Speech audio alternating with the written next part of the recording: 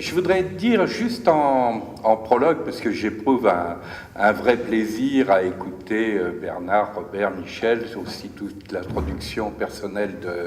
de Jacques, mais tout autant les amis que je retrouve à cette occasion. Et je pense que ça a un vrai sens politique. C'est-à-dire, quelle autre organisation, et pas simplement quelle autre organisation politique, serait capable de faire se retrouver autant de temps après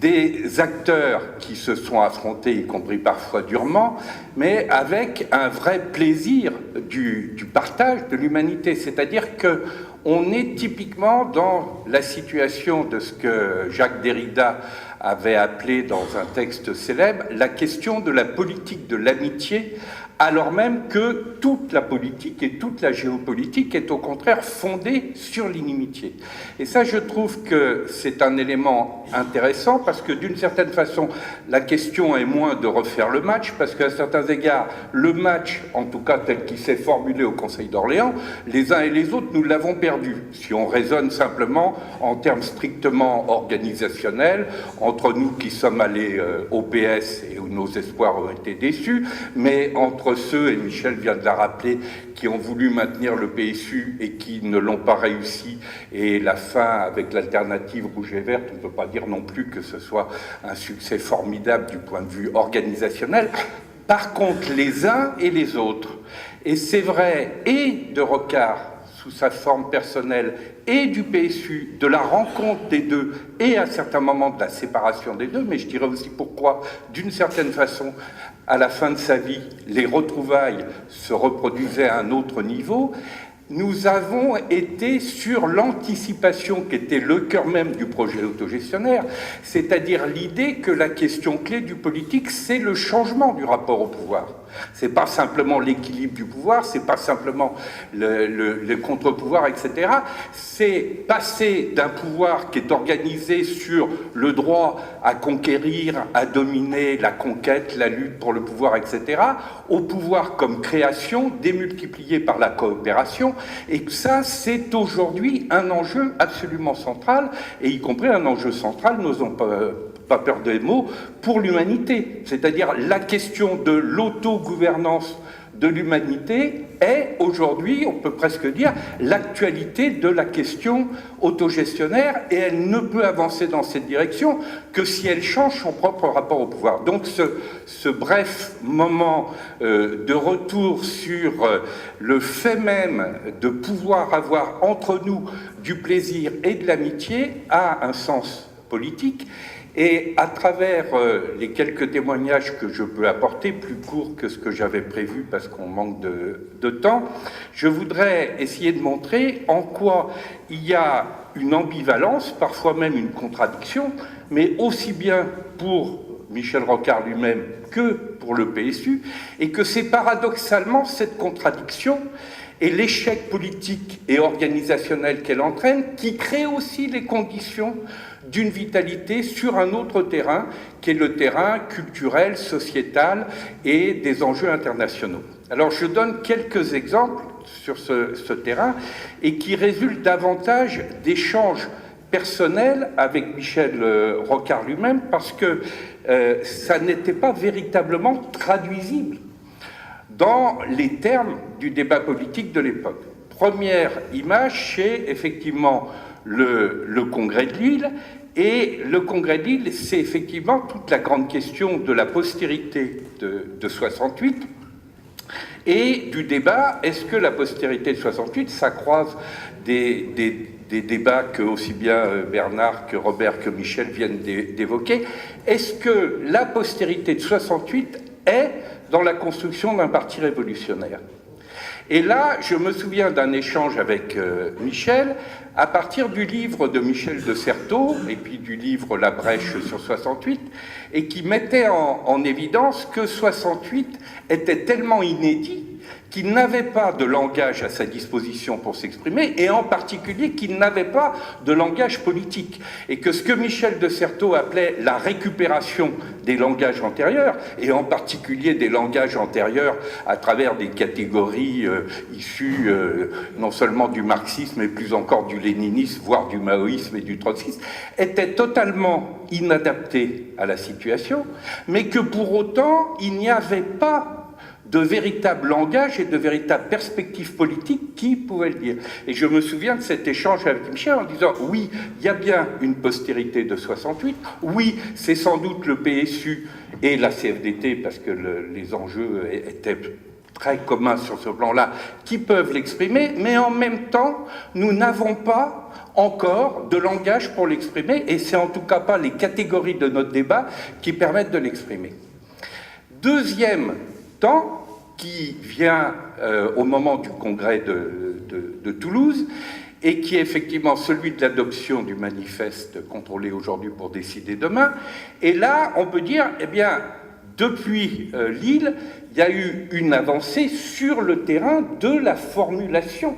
de ce projet d'une postérité de 68 à travers la perspective autogestionnaire et à travers un courant qui est tout à la fois politique, mais aussi sociétal, évidemment syndical, mais aussi culturel et intellectuel. Il faut quand même se souvenir à quel point tous les grands intellectuels, y compris ceux qui étaient dans des affrontements entre eux qui pouvaient être assez forts, aussi bien Bourdieu que Touraine, que Castoriadis, que Lefort, etc., se sont retrouvés à un moment donné dans cet accompagnement du courant autogestionnaire et le sentiment qu'il y avait là un enjeu tout à fait passionnant. Et évidemment, le PSU était un élément important de cette affaire, mais il ne pouvait pas en être l'élément exclusif, ni même l'élément dominant. Et donc, le moment du congrès de Toulouse, c'est un moment où on peut dire, oui, la majorité Rocard s'est consolidée à cette occasion. Oui, si on raisonne en termes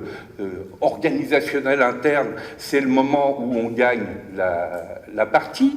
Et en même temps, je me souviens très bien d'un autre échange avec Michel qui me dit « on a gagné et on a perdu ». Et pourquoi on a perdu? Parce qu'il dit « ben oui, mais entre-temps, Mitterrand,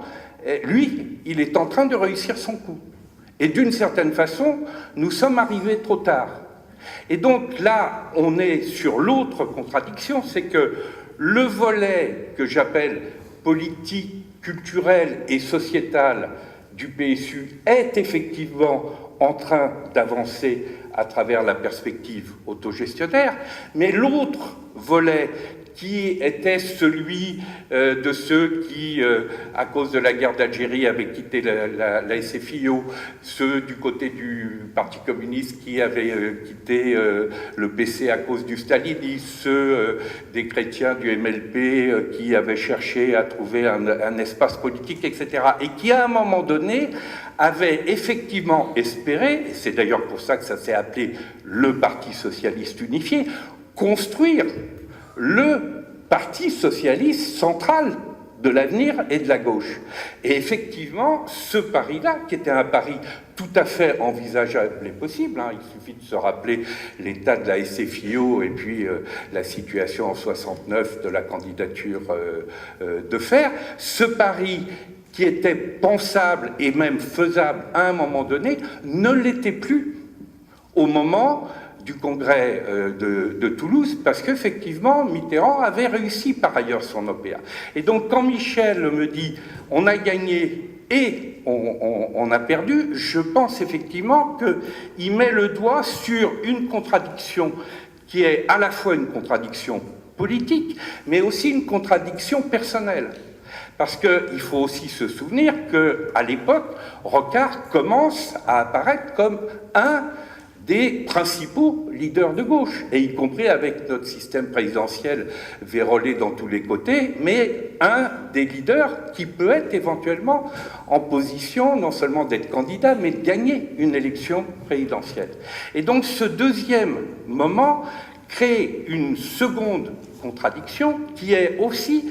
humainement difficile à vivre. Moi, j'aime beaucoup aussi tout ce que disaient Robert et Michel tout à l'heure sur le fait qu'il y a des moments où, fondamentalement, on peut être totalement dans la sincérité et en même temps se retrouver placé devant des logiques que l'on considère contradictoires, en tout cas qu'on n'arrive pas à rassembler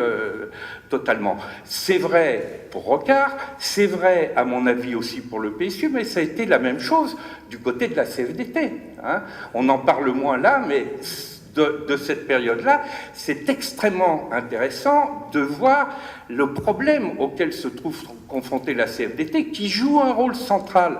dans le courant autogestionnaire et qui se retrouve elle-même dans une contradiction et qui en sortira, mais qui en sortira mal par la resyndicalisation. Et je me souviens très bien quand Edmond Maire nous dit « Vous jouez un rôle essentiel, mais malheureusement, maintenant, vous comptez plus suffisamment politiquement et ça m'emmerde bien », c'est aussi un élément qui est tout à fait intéressant à prendre en compte. Alors, si je rassemble ces éléments, je dirais, nous sommes dans une situation où, que ce soit dans la postérité de 68, que ce soit avec le courant autogestionnaire, ou que ce soit au Conseil national d'Orléans, nous arrivons effectivement à une situation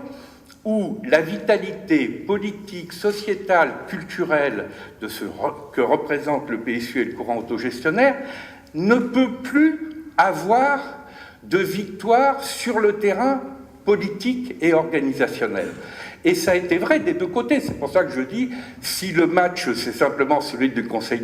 d'Orléans, ça n'a pas grand intérêt parce qu'on l'a perdu des deux côtés. Par contre, nous pouvons aussi dire que nous l'avons gagné des deux côtés. Moi, j'étais très frappé dans tous les investissements de ce qu'on a appelé la société civile mondiale, tous les acteurs qu'on rencontrait, y compris de la réappropriation citoyenne du PSU, je retrouvais à chaque fois les amis du PSU, y compris des amis qui appartenaient pas du tout au courant auquel j'appartenais à l'époque du PSU. Je retrouvais Henri sur les droits de l'homme, je retrouve toujours Gus Massia sur les forums sociaux mondiaux, enfin bon, je pourrais continuer la liste, je retrouvais Georges sur les enjeux de la démocratie locale, etc. Et donc cette vitalité-là, elle est tout à fait réelle, elle est tout à fait réelle sur le PSU. Et c'est parce que le PSU a cette vitalité-là qu'il a encore cette capacité aujourd'hui, sans faire rire, de dire nous allons, par exemple à l'Institut d'études de Tribune socialiste, nous poser les questions du présent à la lumière de notre mémoire. Et c'est aussi pour ça que Rocard, qui n'a évidemment pas réussi sur le terrain politique classique, il n'a pas été président de la République, il a été premier secrétaire du PS, mais très peu de temps, et il s'est fait débarquer rapidement avec l'opération Tapis, initiée par François Mitterrand. Mais par contre, Michel Rocard restera, avec Jaurès, avec d'autres grandes figures, un des êtres politiques qui ont posé la question du changement de posture dans le rapport au pouvoir. C'est la lutte contre la torture sur la guerre d'Algérie, c'est le parler vrai, c'est les deux cultures politiques, c'est la méthodologie qui conduit à la paix en Nouvelle-Calédonie, etc. Et donc, si nous sommes dans cette situation, et je termine par la même conclusion que mon prologue, c'est effectivement parce que se cherche à travers l'actualité de l'enjeu autogestionnaire, ce changement du rapport au pouvoir qui passe notamment par la politique de l'amitié.